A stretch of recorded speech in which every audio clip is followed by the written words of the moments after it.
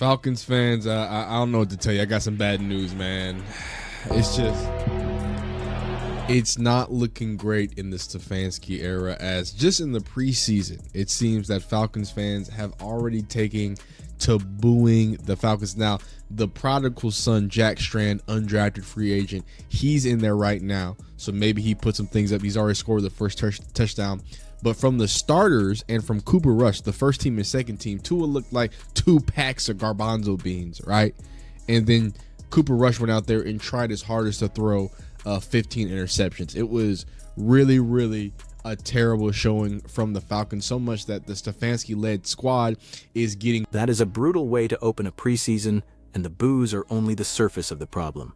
What makes this interesting is that Atlanta did not enter this stretch with one isolated issue. There are quarterback questions, major defensive losses, an offense that already looks disjointed, and now a fan base that is starting to lose patience before the games even count. Welcome to NFL Pulse, because the Falcons have a much bigger problem than one ugly preseason performance.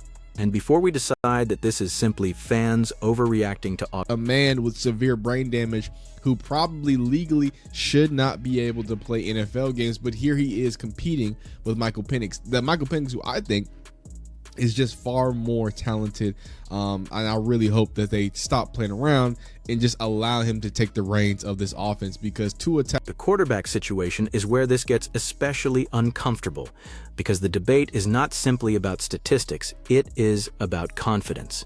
The criticism in that clip goes after Tua Tagovailoa's recent durability concerns and argues that Michael Penix Jr. deserves a larger opportunity.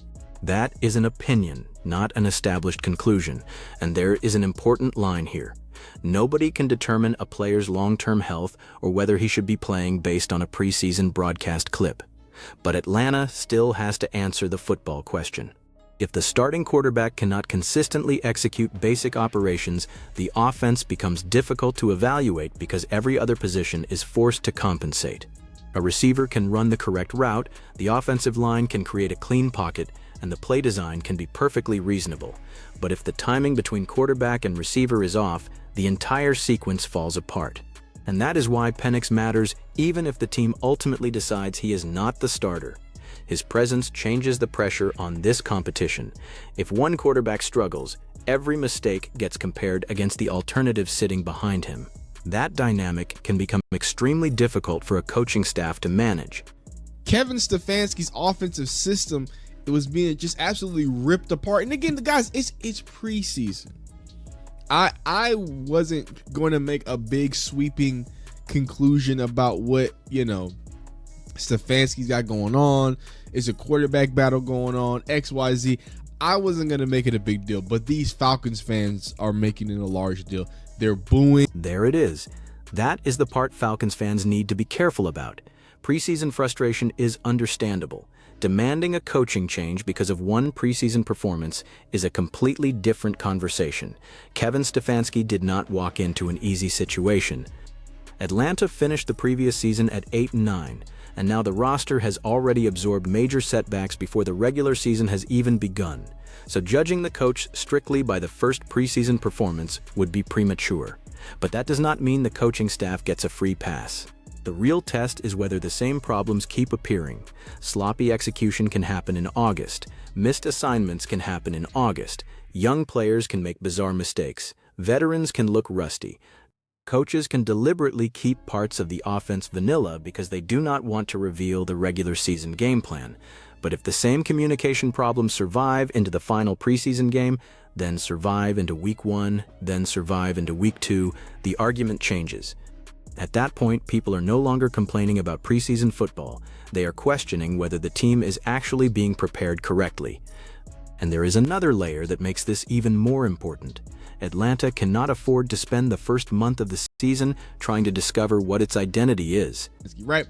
And, this is the real kick in the ball sack, right? They come to your stadium and you got a Super Bowl winning coach saying, what about Mercedes-Benz? Go ahead.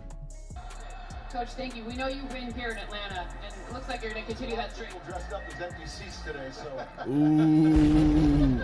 A lot of people dressed up as empty seats. So not only Falcons fans, do you get blown out in the first quarter? Yo. Y'all get blown and swallowed and spit back out. But then on top of that, you have homie from Colorado, from Denver, Colorado. He's not from Denver, Colorado. But I saw what Peyton did with that pipe. Hey, don't look that up. Don't look that up. Right? He gonna come in, he gonna embarrass your stadium, say ain't nobody in here.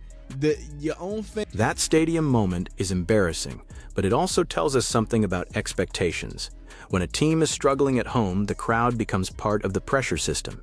Every incomplete pass gets louder. Every 3-and-out gets louder. Every questionable decision gets louder. And once the crowd starts booing, players and coaches know exactly what the audience thinks. That does not mean the crowd is always right. It means the team has created an environment where every mistake is now magnified, and that is particularly dangerous for a quarterback competition. If the starter makes one bad decision and the crowd immediately starts calling for the backup, the coaching staff is suddenly managing 2 games at once, the game on the field and the psychological game surrounding the quarterback room. Atlanta needs clarity. If the plan is to give one quarterback the majority of the first-team work, then commit to evaluating him properly. If the competition is genuinely open, then give both players meaningful opportunities and judge them against the same standards. What cannot happen is a situation where every offensive mistake becomes a referendum on the entire organization, because once that starts, the pressure spreads from quarterback to coach, from coach to front office, and eventually from the field into the locker room. And why would you blame Kevin Stefanski, right? Well, maybe it's because you have a veteran, right? You got the veteran Cooper Rush doing awful things like this, so he's gonna get this snap, get to the top of his drop, and just throw an absolute, like, who's the target here? Who's the target here? Are you hitting this receiver who was absolutely blanketed? Are you trying to hit this receiver? Well, you threw it 15 yards behind him. The ball looked like it was traveling at -2 miles an hour. It looked like it slowed down as the ball was getting thrown. Did it get tapped? Oh, that thing got, oh. Did it get hit at the line? Hold up, Cooper Rush. Okay, this one might have to let you live on. And this is where the veteran quarterback argument becomes more complicated. Cooper Rush has extensive NFL experience, which is valuable in a quarterback room. Experience gives a player perspective, preparation habits, and familiarity with the speed of the league. But experience also raises expectations. If a veteran makes a mistake, the natural reaction is different than when a young quarterback makes one. You expect the veteran to recognize defensive structure, protect the football, understand situational football, and keep the offense on schedule. That does not mean one ugly preseason sequence defines Rush. It absolutely does not. It does mean Atlanta has to evaluate the entire quarterback group through the same lens. Who gives this offense the best chance to function consistently? And that is a much more useful question than asking who looked the most exciting on one night. The answer should come from the totality of the reps: decision-making, accuracy, pocket management, communication, command of the offense, and how quickly each quarterback processes what the defense is showing. The preseason can be misleading, but quarterback habits are still visible, and Atlanta has to determine which habits it trusts before the games start counting. Jahdae Brown, because he's going to make a great first down. Again, Cooper Rush not looking that great. There was another ball that should have been intercepted. He steps, he sees something that he thinks he like, and honestly, he sees right. If he puts this maybe right here on that shoulder, really makes him protect this ball, because obviously this linebacker is right here sitting on it, right? But again, the ball seems to have an effect where it slows down in the middle of the air. Phenomenal play by this linebacker. I mean, lays out. Ooh, that's a good ball right there. Hey, we also would love you to work back to the ball too. I know you're sitting down in there, but I would also like you to work back to the ball receiver. Doesn't matter. 98-yard pick six, hook 'em home. That sequence also shows why preseason football can be so deceptive. A quarterback can make a throw that looks terrible on television, but the actual explanation might involve pressure, route depth, receiver adjustment, defensive disguise, or even a deflection that is difficult to see from the broadcast angle. So the smart takeaway is not that every interception proves the quarterback is incapable. The smart takeaway is that Atlanta has to study why the mistakes happened. Was the quarterback late? Was the receiver in the wrong place? Was the defense disguised? Was the throw affected at the line? Did the quarterback fail to identify the underneath defender? Those questions matter much more than the interception number by itself. And that is exactly why I would resist the temptation to declare the Falcons finished because of this game. They are not finished. But they are being handed warning signs. And the biggest warning sign is not that a few passes looked ugly. It is that the offense appears to have multiple components that are still searching for consistency at the same time.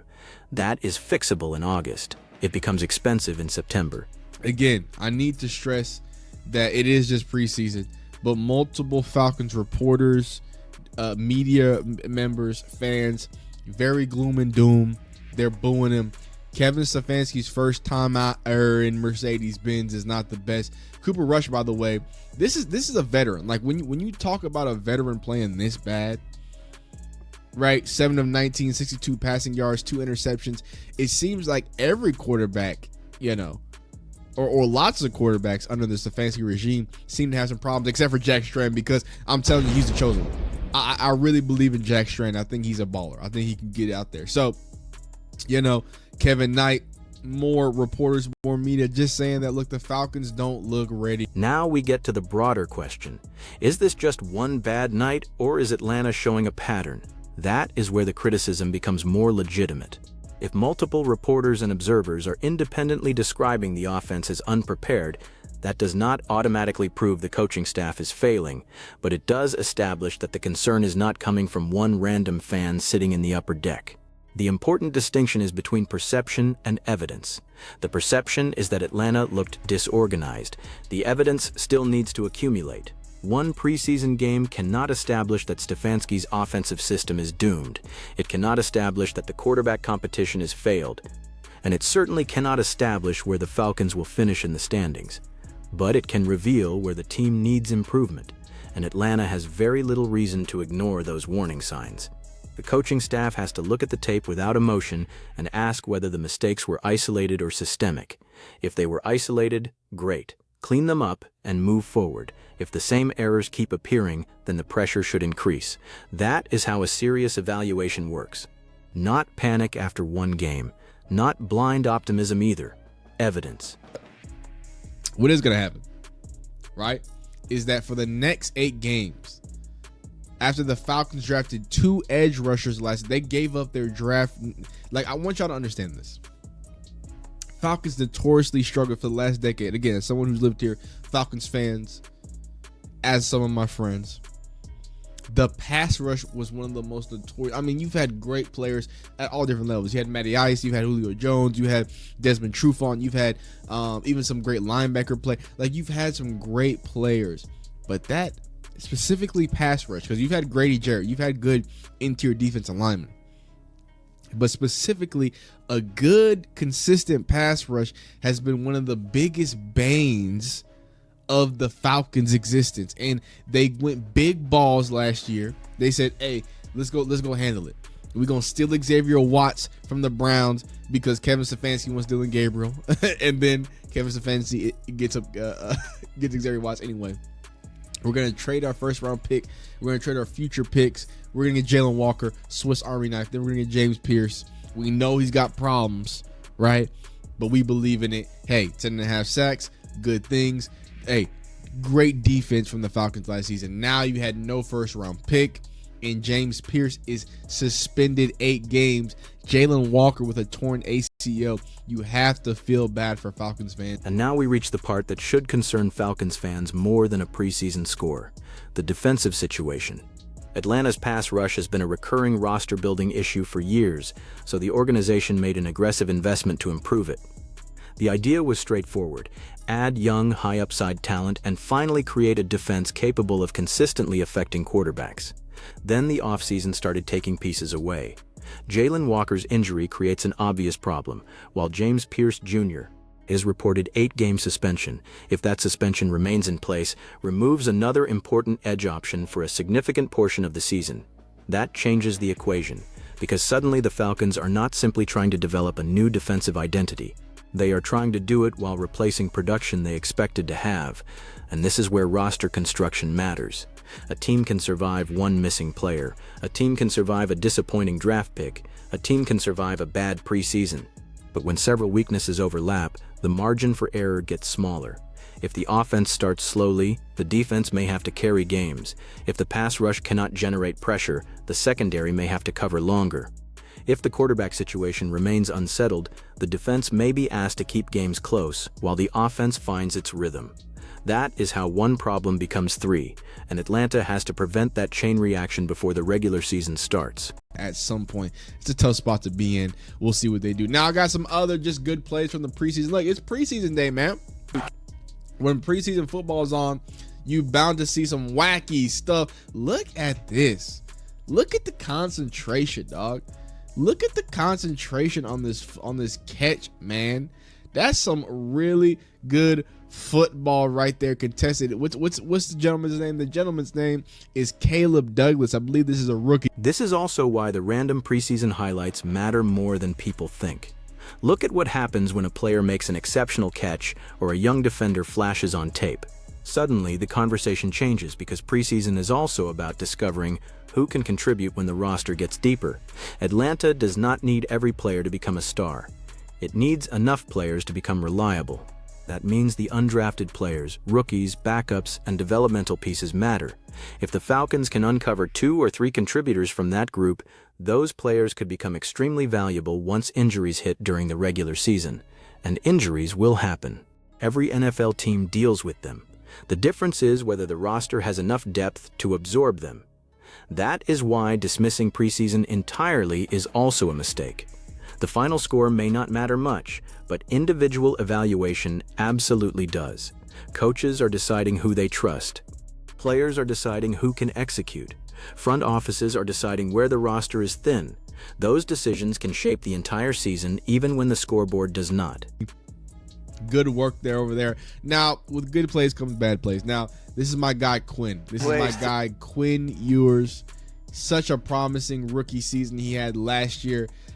This season he just throws to I don't know who.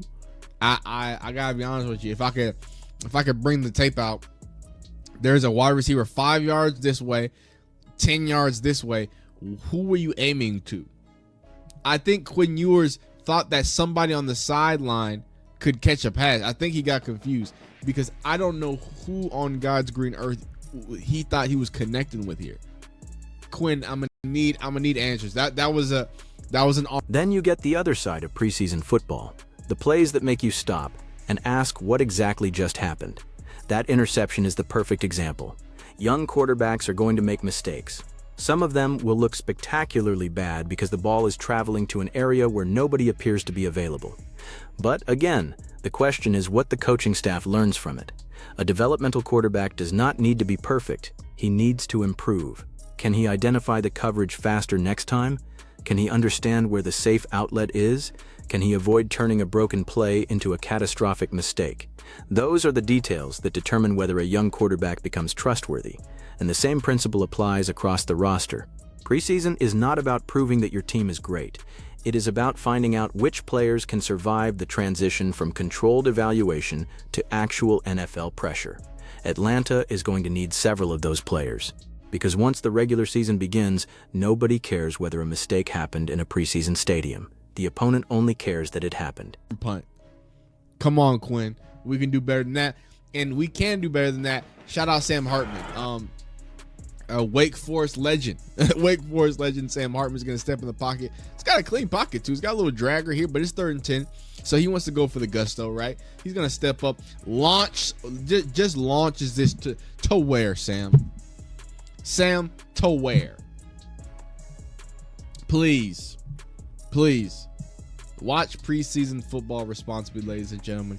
It's getting dangerous out there. Y'all be beautiful. Y'all be blessed. If you like the video, like it. Hype the video. Be beautiful. So where does that leave the Falcons? Not at the bottom of the league, not in the playoffs, not anywhere close to having the season decided. They are in the uncomfortable middle where the warning signs are real, but the conclusions are not. That distinction matters. If Atlanta cleans up the offensive execution, gets better quarterback play, develops its young defensive talent, and finds ways to compensate for the players it will miss, this preseason game will eventually become a footnote. Nobody remembers who got booed in August if the team wins in September. But if the same problems continue, then this game will look very different in hindsight. The boos will have been the beginning rather than the overreaction. The quarterback mistakes will have been evidence rather than noise.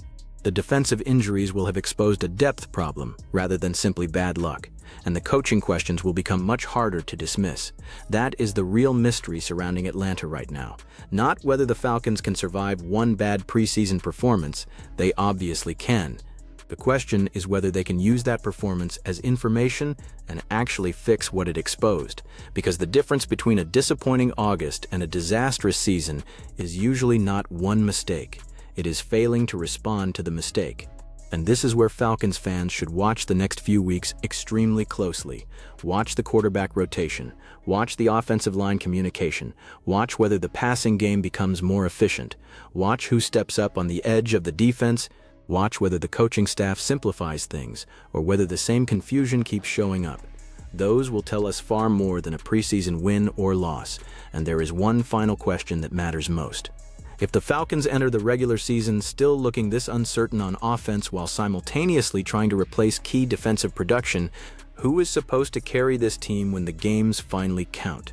That is the decision Atlanta has to solve now, because once week 1 arrives, there is no preseason excuse left. So if you had to make the call today, would you trust the Falcons to fix these problems before the regular season, or are the early warning signs telling you this team is heading toward another frustrating year? And if you want to follow where this quarterback battle and roster situation goes next, subscribing keeps you with NFL Pulse as the answers start becoming real.